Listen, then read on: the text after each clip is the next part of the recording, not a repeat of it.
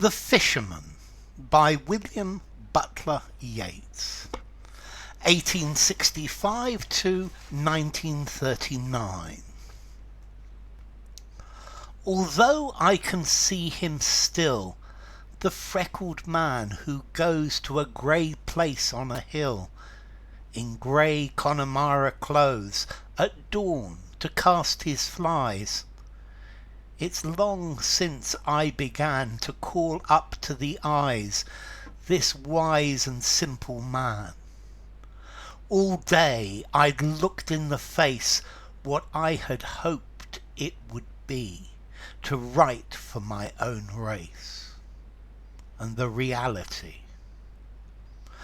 The living men that I hate, the dead man that I loved, the craven man in his seat, the insolent, unreproved, and no knave brought to book who has won a drunken cheer, the witty man and his joke aimed at the commonest ear, the clever man who cries, the catch cries of the clown, beating down of the wise, and the great art beaten down.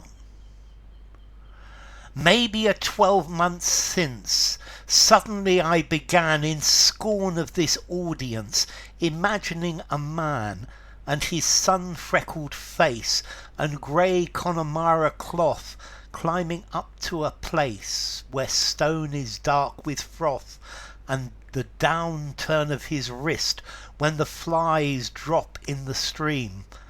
A man who does not exist, a man who is but a dream, and cried, before I am old I shall have written him one poem, maybe as cold and as passionate as the dawn.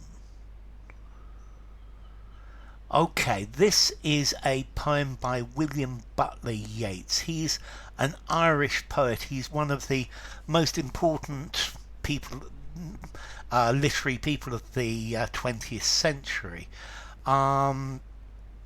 Let's see, he served as as an Irish senator for a number of years. He was the instigator and the driving force of the Irish literary revival. And this is responsible for the rebirth of Irish literary talent in the late 19th and early 20th century.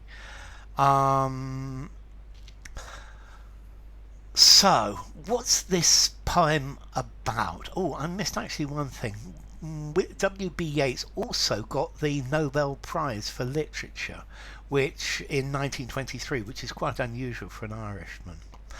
Okay, so The Fisherman by William Butler Yeats. What's this about? Okay, this is, I think, about the Irish people, about how he would like the Irish to be. And he talks about a fisherman who is simple but intelligent. And he then goes on to talk about the Irish masses who he despises how they are. And he's writing his poem to this fisherman who is simple but appreciates art. Yeats is very angry about the way the general Irish public ignorantly treat art and cast it down. And the fisherman is I think it's his ideal of how he would like Irishmen to be. And I think it's talking about his hope for the future, that the Irish will be simple people who love love Ireland, who love Irish tradition, who live simple lives, but also appreciate great art. Although I can see him still, the freckled man who goes to a grey place on a hill. So he sees him in his mind, And this is the person he's writing his poetry for. This is his target audience. The freckled man who goes to a grey place on a hill. Freckles are like these little dots that you have on your skin. And very often if you've got reddish hair, then you have freckles. And I think it's very common for Irish people to have freckles. I think freckles are a Celtic characteristic. So this man, he goes to a grey place on a hill, and he's wearing grey Connemara clothes, so the typical clothes of the region. So he's in contact, he feels part of the landscape, part of where he lives, he's part of the tradition. At dawn, to cast his flies. So this man is going to the river to cast flies to try to catch trout or a salmon, which is a typically Irish thing to do. It's long since I began to call up to the eyes this wise and simple man. So for a long time I've been looking up, I've been sending my poems up to this wise and simple man. So he's intelligent, he's wise, but he's a simple person, he's a simple sage. All day I'd look in the face of what I had hoped it would be to write for my own race and the reality. And I'd always hoped that this is the type of person, the type of Irishman, or of my own race, who I would be able to write poems for, and this is what I would love the Irish people to be. And this is what I would love to be the reality of the Irish people. But the living men that I hate, and here comes the big turn. So the actual people he hates. The general Irish people, the masses, are something he detests. He has great disdain for the masses, and for most of the people living in Ireland, for the general public. The dead man that I loved, the craven man in his seat. So I think the dead man that I loved, this is what the Irishman used to be. This is the traditional old Irishman, perhaps of mythology. And the craven man, the coward, craven, in his seat. So there's a coward in his place, and this is he's calling the Irish people cowards. The insolent, unreproved. So the public are insolent and rude, and nobody says they're doing anything wrong. Nobody is scolding them, reproving them. And no knave brought to book who has won a drunken cheer. And no knave. So a knave is a dishonest person, brought to book, whose name is written in the book of bad behaving people, who is arrested by the police, who is told off by the schoolmaster. So if you do things wrong, nobody cares, and you just win a drunken cheer. Everyone says, yeah, that's brilliant, woohoo! The witty man and his joke aimed at the commonest ear.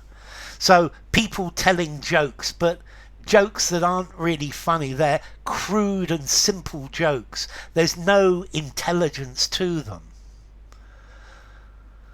The clever man who cries the catch cries of the clown. So somebody who's a little bit more intelligent than the general one is shouting or doing the things of a clown. Yeah, using the catchphrases of a clown, the catch cries, and insulting the wise and the great art beaten down, and criticizing and scorning art. So he's saying that the people don't appreciate art. The actual Irish population have no love of art at all.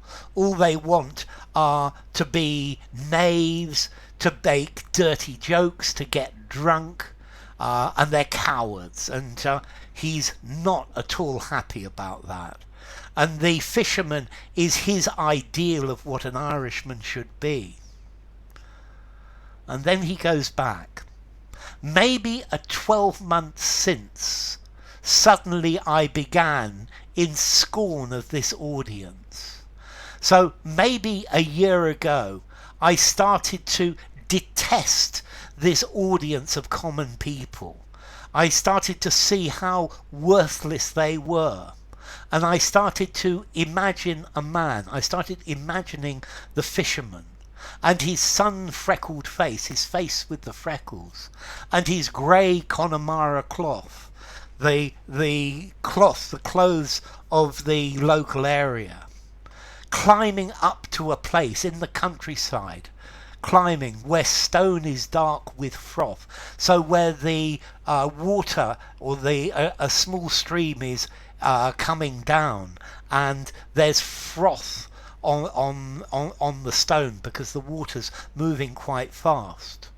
And the downturn of his wrist when the flies drop in the stream, and he's fly fishing, and he sends out his fly that drops in the stream. It drops in the water, and